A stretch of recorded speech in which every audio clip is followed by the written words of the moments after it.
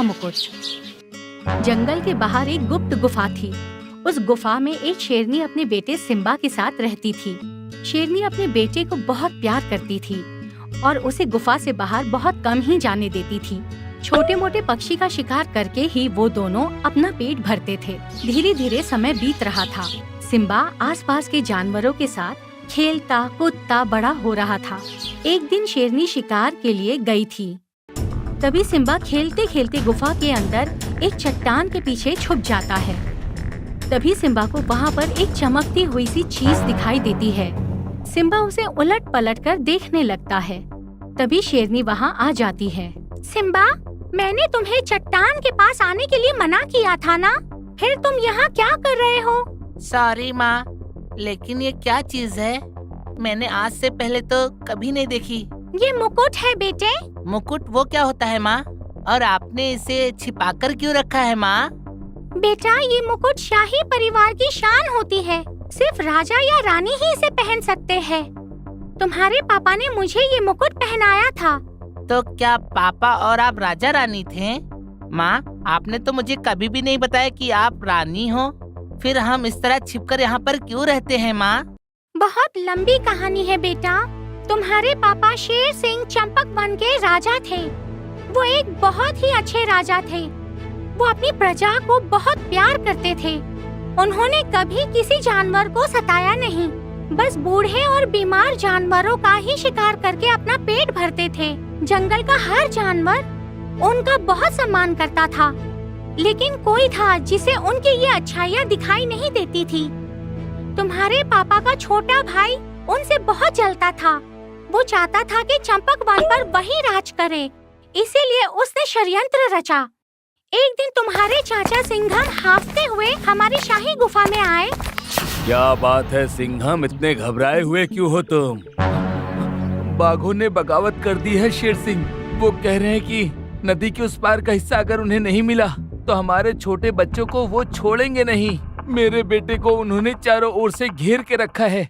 लगता है आज वो उसे मार डालेंगे। बाघ शायद इस बात को भूल गए हैं कि जंगल पर राज शेर का चलता है, बाघ का नहीं। राष्ट्रीय पशु क्या बन गए? ये बाघ तो अपनी औकात ही भूल गए हैं। आज इनको याद दिलाना होगा कि शेर शेर होता है और बाघ बाघ। इतना कहकर शेर सिंह गुस्से में दहाड़ता हुआ नदी की तरफ बढ़ जाता है। सिंघम के तीनों बेटे नदी के किनारे घात लगाए बैठे थे। जैसे ही शेर सिंह नदी के किनारे पहुंचता है, वो तीनों उस पर हमला कर देते हैं। शेर सिंह बहुत बहादुरी से लड़ता है, लेकिन तभी पीछे से सिंघम उस पर हमला कर देता है और एक ही झटके में शेर सिंह जाकर चट्टान से टकरा जाता है। घायल हो चुके राजा शेर सिंह पर वो चारों टूट पड़ते हैं और कुछ ही देर में शेर सिंह की मौत हो जाती है। शेर सिंह को मारने के बाद वो चारों हमारी गुफा की तरफ बढ़ने लगे। उनका अगला निशाना हम दोनों थे। शायद शेर सिंह की अच्छाई काम आ गई और सही समय पर उनके वफादार कौवे ने आकर मुझे सारा सच बता दिया। मैं उसी पल तुम्हें लेकर जंगल से भाग निकली। कई दिनों तक भूखे प्यासे रहकर छिपते छिपाते किसी तरह मैं इस जंगल में आ पहुंची और एक सुरक्षित स्थान देखकर तुम्हें यहाँ पर छुपा दिया। कोई हमें पहचान ना पाए, इसीलिए मैंने अपना ये मुकुट हमेशा के लिए चट्टान के पीछे रख दिया था। सिंघम के डर से मैंने तुम्हें हमेशा इस गुफा में रखा और बाहर तुम्हें निकलने तक नहीं दिया।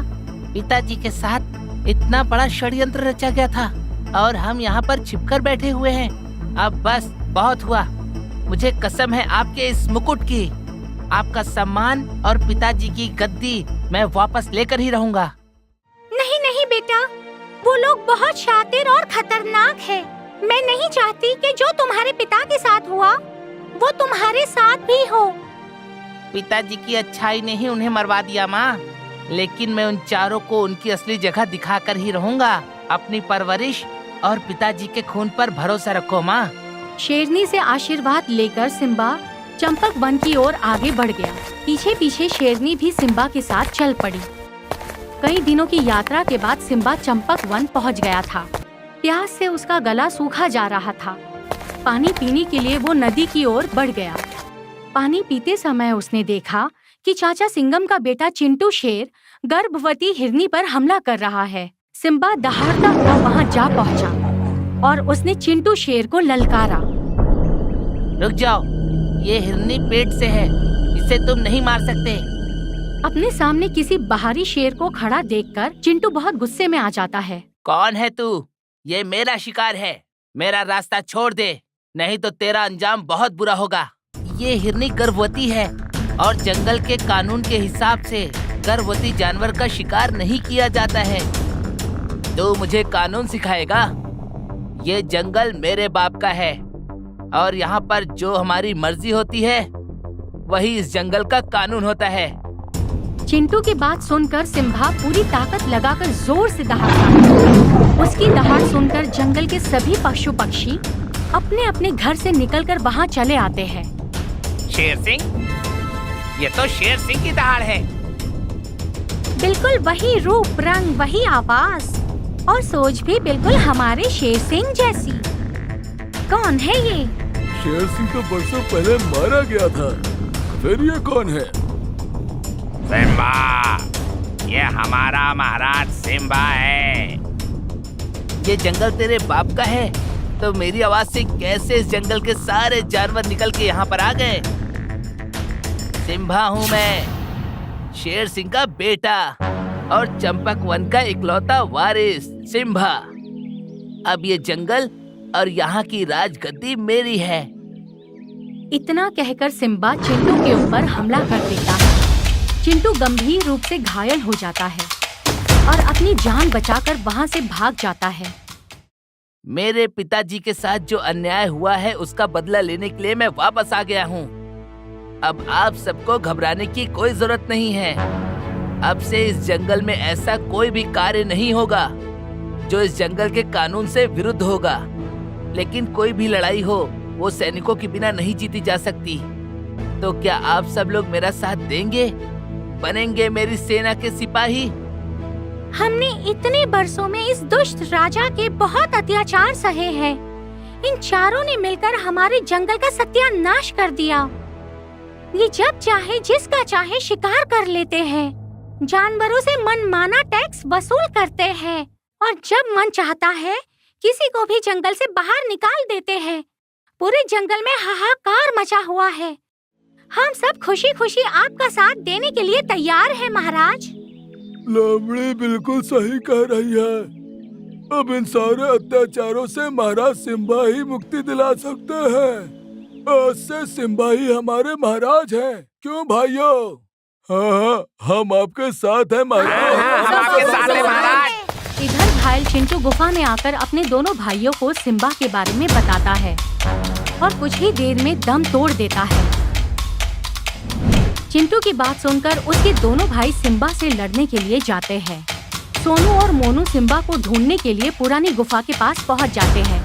जैसे ही वो दोनों पहाड़ी के पास पहुंचते हैं, टीपू हाथी अपनी सूंड से एक बड़ा सा पेड़ उखाड़कर वापस आने का रास्ता बंद कर देता है।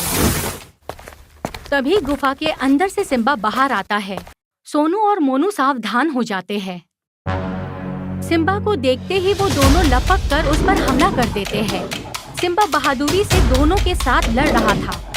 तभी सिम्बा का पैर एक बड़े से पत्थर के नीचे दब जाता है। सिम्बा अपनी जगह से हिल नहीं पा रहा था। सोनू और मोनू उसके ऊपर हमला करने ही वाले थे कि तभी बंदरों ने पहाड़ी के ऊपर से एक बड़ा सा पत्थर धकेल कर सोनू के ऊपर गिरा दिया। सोनू की उसी पल मौत हो गई। सोनू को यूं मरता देख मोनू गुस्से से आग बबूला हो गया। वो पहाड़ी के ऊपर बंदरों की तरफ लपका। बंदरों की जान खतरे में थी। मोनू लपकते हुए पत्थरों के ऊपर पैर टिकाता हुआ चढ़ रहा था। तभी सिम्बा ने अपनी पूरी ताकत लगाकर एक जोरदार दहाड़ लगाई और उस पत्थर को अपने हाथ से दूर पटक दिया।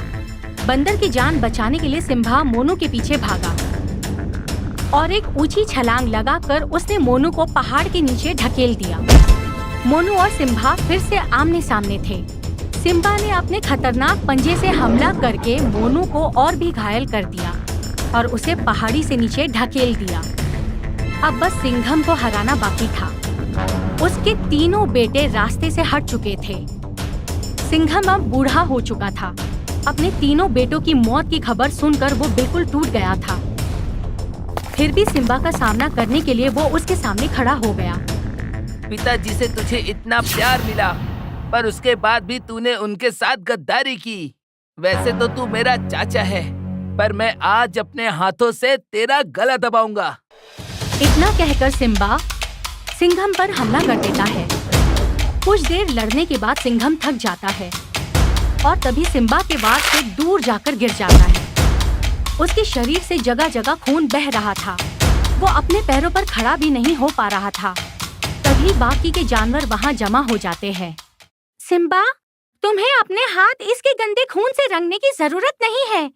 इस दुष्ट को तो हम सब जानवर मिलकर ही ठिकाने लगा देंगे। आखिर इसने हमारे ऊपर वर्षों तक अत्याचार किया है। आज हमें भी अपना बदला लेने का मौका मिला है। लोमड़ी की बात सुनकर सारे जानवर मिलकर सिंघम के ऊपर टूट पड़ते हैं और उसे मार देते हैं। पूरे जंगल में सिम्बा की जय जयकार के नारे लगने लगते हैं और सिंघम का मुकुट उतार कर सिम्बा को पहना दिया जाता है। तभी शेरनी वहाँ आ जाती है। सिम्बा अपना मुकुट शेरनी के पैरों में ले जाकर रख देता है। माँ, ये मुकुट आपकी अमानत है। मैंने कसम खाई थी कि आपका सम्मान और राज्य मैं आपको वापस दिलवा के ही रहूंगा, और आज मेरी कसम पूरी हो गई माँ। बस अब मुझे कुछ और नहीं चाहिए। सिम्बा की बात सुनकर शेरनी बहुत खुश हो जाती है और पूरे प्रजा के सामने सिम्बा का राज तिलक करके बरसों के बाद अपना शाही मुकुट पहनती है। पूरे चंपक वन में खुशी की लहर दौड़ जाती है और सभी जानवर खुशियाँ मनाने लगते हैं।